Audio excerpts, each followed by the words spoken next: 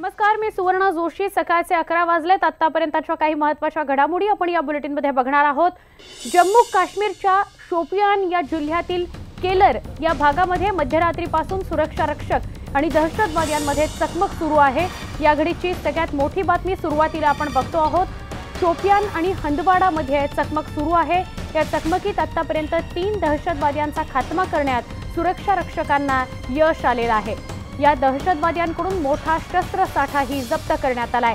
तर हंदवाडा इथं झालेल्या दुसऱ्या एका चकमकीत 2 दहशतवाद्यांना ठार करण्यात यश आलंय। सीआरपीएफ, लष्कर आणि जम्मू काश्मीर पोलिसांनी संयुक्तरित्या ही मोहीम राबवलेली आहे। ही खूप मोठं यश आहे। शोपियान आणि हंदवाडा या 2 ठिकाणी चकमक सुरू होती। शोपियानमध्ये 3 दहशतवाद्यांना कंठस्नान घालण्यात यश आलंय, तर हंदवाडामध्ये 2 दहशतवाद्यांना ठार करण्यात यश आलंय। आमचे प्रतिनिधी प्रशांत लीला रामदास यांच्याकडून आपण अधिक माहिती घेणार आहोत। प्रशांत, काय सांगाल, शोपियान आणि हंदवाडा मधल्या चकमकीविषयीचे काय अपडेट मिळतायत?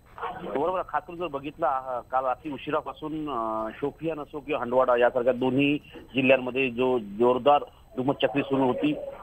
अतिरेकी आणि भारतीय लष्कर आणि जम्मू काश्मीर पोलीस आणि सीमा सुरक्षा दलाच्या जवानांनी ज्याचं जोरदार प्रत्युत्तर दिलं।